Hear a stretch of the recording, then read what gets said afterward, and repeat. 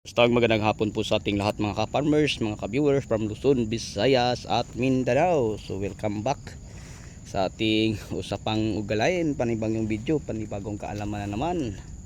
So sa hapong ito mga ka-farmers, samahan niyo akong mag-ikot at magkwentuhan patungkol po sa ating mga ginagawa din no, sa ating mga taniman tulad ng mga ampalaya, kamatis at saka talong. So sa hapong ito mga ka-farmers ay pupuntahan po natin no, yung mga tao nating nag-install ng mga tie wire sa ating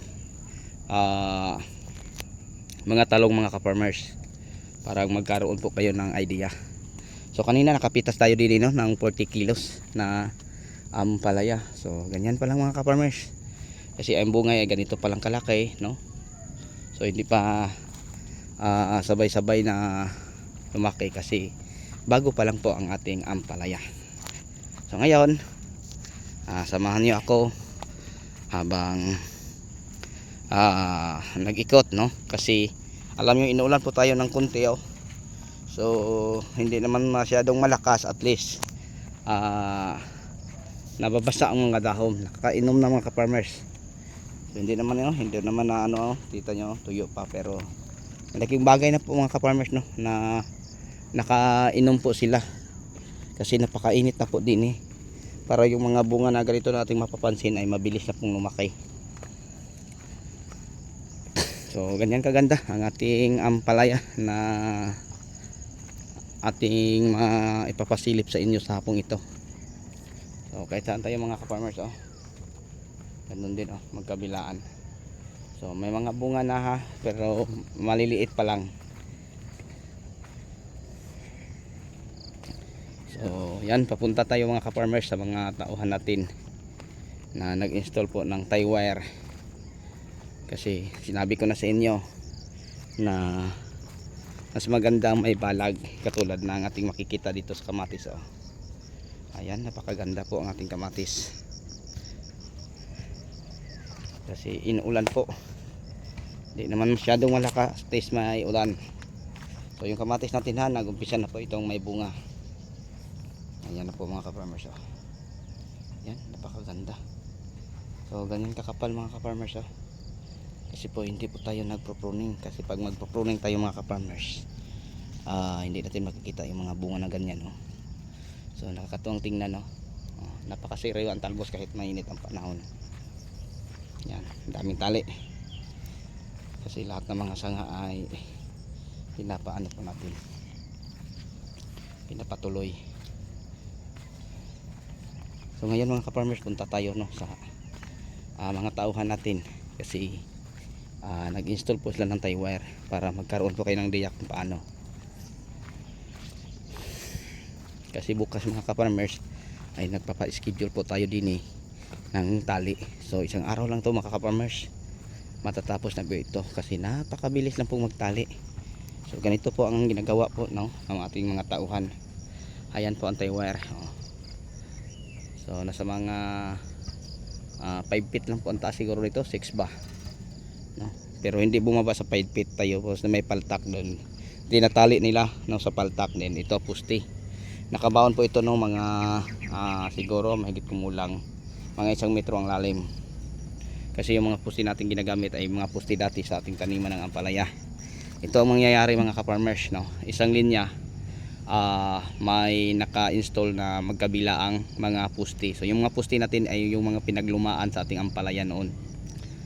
Okay, so yan po mga ka-farmers oh, ang ginagawa nila oh. Yan oh, pantay ang pagka-install nila oh. Yan oh, parang may libil oh.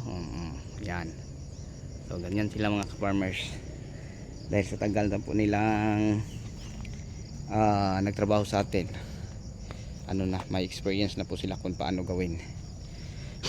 Tapos mga ka-farmers, ang lahat ng mga sanga no, kasi mga sanga dito mga ka-farmers ay nagdadala ng mga bunga, parang hindi abala sa ating daanan ay kailangang talian. So alam niyo mga ka-farmers, kabila meron tayo dong talong, yung luma nating talong lagpas tao. Ayan, hirap ng daanan. Ayan mga ka-farmers, oh. Nandoon na sila banda. So yun ha, may paltak din ni banda at doon nila tinatali ang tie wire. Then ganun din sa isang dulo. Yan. Mga posti. Yan, ito ang pang ano natin, pang pikpik sa paltak.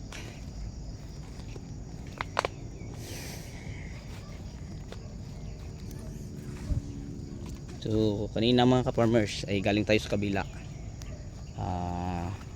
Dahil meron tayong mga kukupit nating binabaon sa tubig para punlaan natin sa talong, kasi may area tayong pataniman talong, mga 2 hektarya ang lawak. So yun mga ka-farmers, nandito na po tayo. Hello mga ka-farmers, hello, welcome my vlog.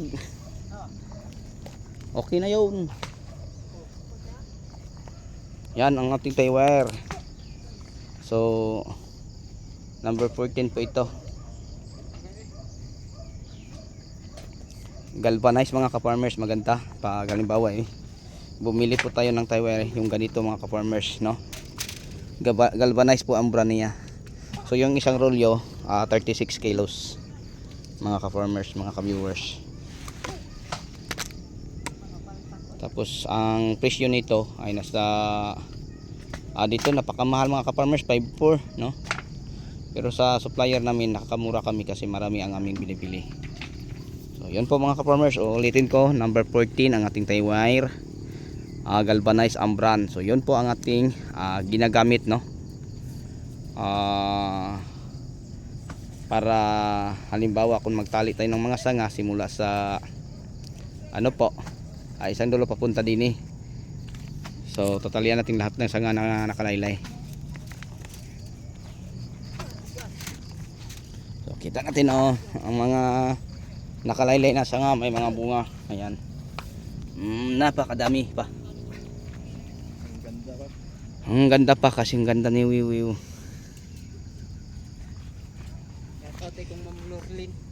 So yun po mga ka-farmers, mga ka-viewers, ang ating talong. So inulan kami ng kunti. So kahit kunti, malaking bagay na po mga ka-farmers, kasi nakainom na ang aming talong.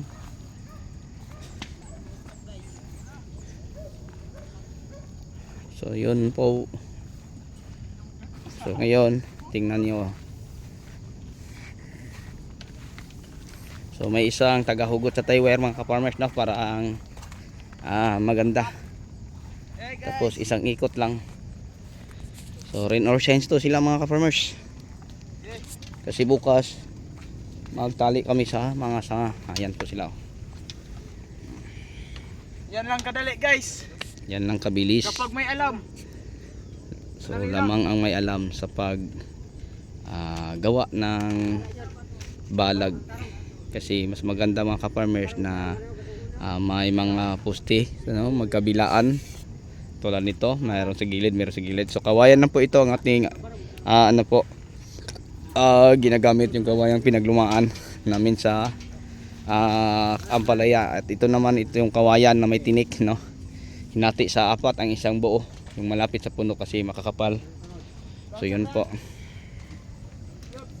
Kasi mga ka-farmers, pag hindi natin ito tatalian, ito katulad nito, yan may bungang 3, mabigat yan. Katulad nito, yung sanga, may bunga na ganun din, 4 na bunga, isa, 2, may malaki lalo mo. Ayan.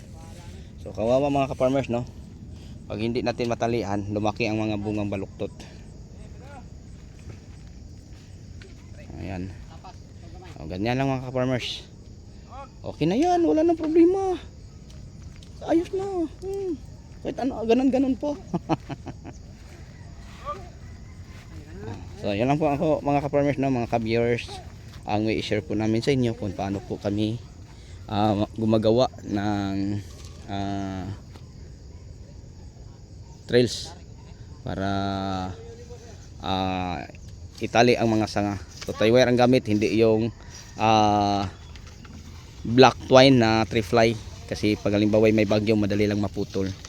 So yan ang mga ka-farmers, napakabilis. Tapos ito hinugot ang isang dulo, yan papunta doon. Pagdating daw itali sa paltak, yan, iikot sa mga poste. Ayan, tapos na mga ka-farmers, ganyan lang kabilis.